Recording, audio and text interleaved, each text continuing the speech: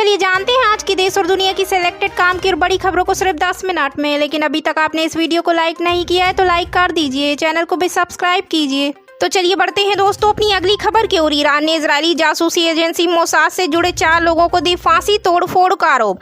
खबर निकलकर सामने आई है। इजराइल ने 29 जनवरी को इजराइल के 4 जासूसों को फांसी पर लटका दिया है। ईरान के मुताबिक ये सभी जासूस इजराइल की खुफिया एजेंसी मोसाद के लिए काम करते थे। ईरान की समाचार एजेंसी से मिली जानकारी के अनुसार इन सभी आरोपियों को ईरान के सर्वोच्च न्यायालय ने फांसी की सजा सुनाई थी, जिसके बाद आज सभी जासूसों को फांसी दे दी गई। तो इसी बीच बढ़ते हैं दोस्तों अपनी अगली खबर और इजराइल हमास युद्ध के दौरान जापान का फिलिस्तीन को करारा झटका, रोकी आर्थिक मदद। खबर निकलकर सामने आई है। इजराइल और हमास के बीच बहुत वक्त से युद्ध चल रहा है। युद्ध के दौरान अमेरिका समेत 6 मुल्कों ने संयुक्त राष्ट्र एजेंसी UNRWA को फंड देना बंद कर दिया था।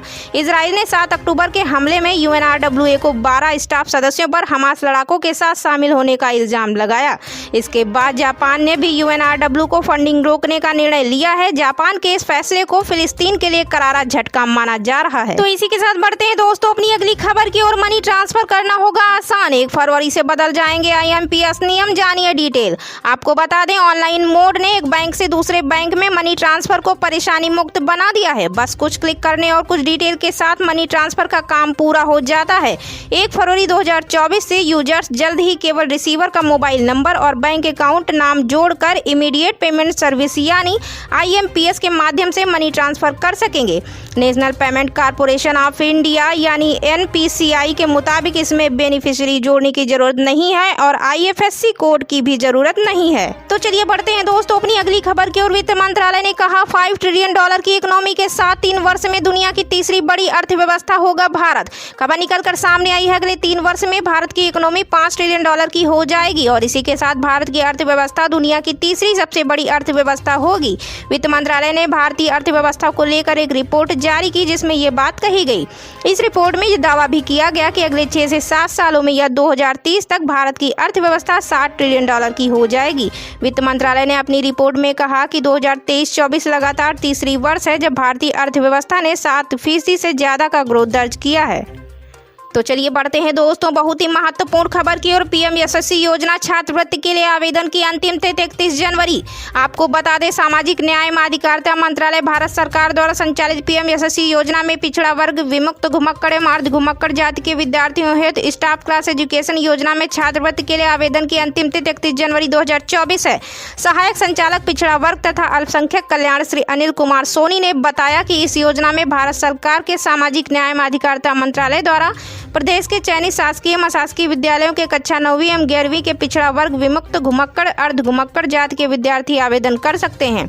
पात्र विद्यार्थियों को मेरिट के आधार पर चयनित कर कक्षा 9वीं एवं 10वीं के विद्यार्थियों को अधिकतम 75,000 रुपये तथा कक्षा 11वीं एवं 12वीं के विद्यार्थियों को अधिकतम 1,25,000 रुपये छात्रवृत्ति के रूप में डायरेक्टेड बेनिफिट ट्रांसफर यानी DBT के माध्यम से संबंधित विद्यार्थियों के एकल बैंक खातों में ट्रांसफर की जाए। तो इसी बीच बढ़ते हैं दोस्तों अपनी अगली खबर की ओर। अमेरिका में भारतीय शख्स ने स्वीकार किया आरोप, ड्रग्स और मनी लॉन्ड्रिंग जैसी साजिशों में दोषी। खबर निकलकर सामने आई है। अमेरिका में प्रतिबंधित पदार्थों से जुड़े धंधे में शामिल होने के आरोपों को 40 साल के भारतीय नागरिक ने स्वीकार कर लिया है। रिपोर्ट के मुताबिक आरोपी को यूनाइटेड किंगडम से प्रत्यार्पित किया गया था। आरोपों के मुताबिक इस शख्स ने डार्क वेब यानी इंटरनेट आधारित उद्योग की मदद से पूरे अमेरिका में खतरनाक दवाओं की सप्लाई की। क्रिप्टो करेंसी में इसने करीब 150 मिलियन अमेरिकी डॉलर जब्त भी किए। आरोपी ने ड्रग्स वितरण के इरादे से प्रतिबंधित पदार्थों को स्टॉक करने और मनी लॉन्ड्रिंग की साजिश रचने का दोष भी स्वीकार किया है। तो चलिए बढ़ते हैं दोस्तों अपनी अगली खबर की ओर। टशन दिखाने वाले मोइज्जू को भारतीयों ने दिया जवाब, टूरिज्म सेक्टर में बड़ा झटका। खबर निकलकर सामने आई है। खूबसूरत समुद्री किनारों और लग्जरी टूरिज्म के लिए मशहूर मालदीव के पर्यटन को भी भारत की तरफ से बड़ा झटका लगा है। मालदीव के पर्यटन मंत्रालय के आंकड़ों के मुताबिक मालदीव जाने वाले भारतीयों की संख्या में भारी गिरावट आई है। 3 हफ्ते पहले जहां भारतीय मालदीव जाने में विश्व में तीसरे स्थान पर थे, अब 5वें स्थान पर आ गए हैं। भारतीय पर्यटक मालदीव के लिए बेहद जरूरी है क्योंकि भारत से बड़ी संख्या में लोग हर साल मालदीव जाते हैं। साल 2023 में मालदीव के टूरिज्म मार्केट में भारतीयों का योगदान 11% था, लेकिन हालिया विवाद के बाद मालदीव जाने वाले भारतीय पर्यटकों की संख्या में भारी गिरावट आई है। तो चलिए बढ़ते हैं दोस्तों अपनी अगली खबर की ओर। अमेरिका ने 2023 में भारतीयों को रिकॉर्ड तोड़ वीजा जारी किए, 1.4 मिलियन पहुंची संख्या। खबर निकलकर सामने आई है। संयुक्त राज्य अमेरिका ने 2023 में रिकॉर्ड तोड़ संख्या में वीजा संसाधित किए और भारत में आगंतुक वीजा नियुक्त प्रतीक्षा समय में 75% की कटौती की। भारत में अमेरिकी दूतावास और वाणिज्य दूतावासों ने सभी वीजा श्रेणियों में अभूतपूर्व मांगों को पूरा करते हुए 2023 में 1.4 मिलियन वीजा संसाधित किए। काउंसलर टीम ने 2023 में भारतीय छात्रों को 1,40,000 से अधिक वीजा जारी किए, जो दुनिया के किसी भी अन्य देश की तुलना में अधिक था, जिसने लगातार तीसरे वर्ष विश्व रिकॉर्ड बनाया। तो इसी बीच बढ़ते हैं दोस्तों अपनी अगली खबर की ओर। अमेरिकी सैनिकों की जान लेने वाले ड्रोन हमले में हाथ होने से ईरान का इनकार, बाइडन बोले जवाब देंगे। खबर सामने आई है। ईरान ने जॉर्डन सीरियाई सीमा पर स्थित अमेरिकी सैन्य ठिकाने पर हुए ड्रोन हमले में अपना हाथ होने से इनकार किया है। ये अमेरिकी सैन्य ठिकाना जॉर्डन की सीरिया के साथ लगती सीमा के करीब है। इस हमले में अमेरिका के 3 सैनिक मारे गए हैं और कई अन्य घायल हुए हैं। अमेरिका ने इस हमले के लिए ईरान समर्थित चरमपंथी समूह को जिम्मेदार बताया है। अमेरिकी राष्ट्रपति जो बाइडन ने इसके बाद कहा, हम जवाब देंगे। दरअसल गाजा में युद्ध शुरू होने के बाद ये पहला मौका है जब इस क्षेत्र में हुए किसी हमले में अमेरिकी सैनिकों की मौत हुई हो। हमास की ओर से पिछले साल 7 अक्टूबर को इजराइल पर अभूतपूर्व हमला करने के बाद गाजा में युद्ध शुरू हुआ था। इस इलाके में स्थित अमेरिकी ठिकानों पर हमले भी हो चुके हैं, लेकिन अमेरिकी सेना के मुताबिक रविवार के पहले किसी भी हमले में कोई हताहत नहीं हुआ था। तो चलिए बढ़ते हैं दोस्तों अपनी अगली खबर की ओर। पलटी मार नीतीश कुमार को खुली चुनौती, ठगा जा रहा हमारा समाज। खबर सामने आई है। नीतीश कुमार के एनडीए खेमे में शामिल होने को लेकर बिहार के कानू हलवाई समाज ने खुली चुनौती दी है। बिहार के औरंगाबाद में स्थित गांधी मैदान में हुए महासम्मेलन में कानू हलवाई संघर्ष सेवा फाउंडेशन के राष्ट्रीय अध्यक्ष संजीव कानू ने कहा कि यह बिहार की विडंबना है कि नीतीश कुमार कभी आरजेडी तो कभी बीजेपी के साथ चले जाते हैं। इससे बिहार के लोग ठगे जाते हैं, हमारे समाज के लोग ठगे जाते हैं, लेकिन अब हमारा समाज ठगे जाने को तैयार नहीं है। संजीव कानू ने कहा कि 2024 के लोकसभा चुनाव और 2025 के विधानसभा चुनाव में बिहार में कानू हलवाई समाज को आबादी के अनुसार सत्ता में हिस्सेदारी और राजनीति में भागीदारी नहीं मिली तो हम राजनीतिक दलों को सबक सिखाएंगे, नीतीश कुमार को भी मजा चखाएंगे, वोट की चोट देंगे, लोकतांत्रिक सिस्टम के तहत समाज के लोग नोटा का बटन दबाएंगे। तो इसी बीच बढ़ते हैं दोस्तों अपनी अगली खबर की ओर। चीन ने बांग्लादेश की प्रधानमंत्री हसीना को आधिकारिक यात्रा पर किया आमंत्रित। खबर सामने आई है। चीन ने बांग्लादेश के साथ सभी क्षेत्रों में द्विपक्षीय सहयोग को मजबूत करने के उद्देश्य से प्रधानमंत्री शेख हसीना को देश की आधिकारिक यात्रा पर आमंत्रित किया है।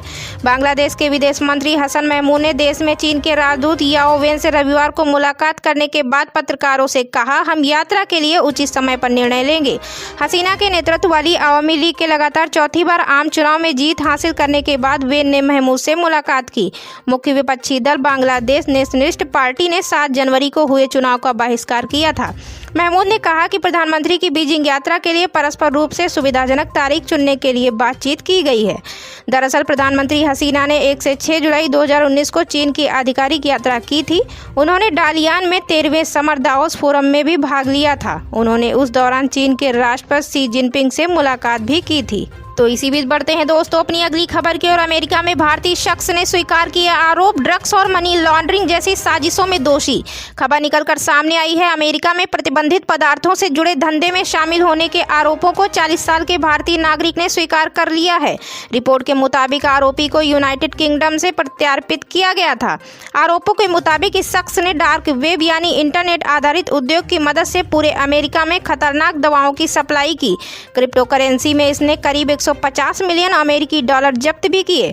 आरोपी ने ड्रग्स वितरण के इरादे से प्रतिबंधित पदार्थों को स्टॉक करने और मनी लॉन्ड्रिंग की साजिश रचने का दोष भी स्वीकार किया है। तो इसी बीच बढ़ते हैं दोस्तों अपनी अगली खबर की ओर। अमेरिकी सैनिकों की जान लेने वाले ड्रोन हमले में हाथ होने से ईरान का इनकार, बाइडन बोले जवाब देंगे। खबर सामने आई है। ईरान ने जॉर्डन सीरियाई सीमा पर स्थित अमेरिकी सैन्य ठिकाने पर हुए ड्रोन हमले में अपना हाथ होने से इनकार किया है। ये अमेरिकी सैन्य ठिकाना जॉर्डन की सीरिया के साथ लगती सीमा के करीब है। इस हमले में अमेरिका के 3 सैनिक मारे गए हैं और कई अन्य घायल हुए हैं। अमेरिका ने इस हमले के लिए ईरान समर्थित चरमपंथी समूह को जिम्मेदार बताया है। अमेरिकी राष्ट्रपति जो बाइडेन ने इसके बाद कहा, हम जवाब देंगे। दरअसल गाजा में युद्ध शुरू होने के बाद ये पहला मौका है जब इस क्षेत्र में हुए किसी हमले में अमेरिकी सैनिकों की मौत हुई हो। हमास की ओर से पिछले साल 7 अक्टूबर को इजराइल पर अभूतपूर्व हमला करने के बाद गाजा में युद्ध शुरू हुआ था। इस इलाके में स्थित अमेरिकी ठिकानों पर हमले भी हो चुके हैं, लेकिन अमेरिकी सेना के मुताबिक रविवार के पहले किसी भी हमले में कोई हताहत नहीं हुआ था। हमलावर हैं, कोई उन्हें अवसरवादी तो कोई पलटू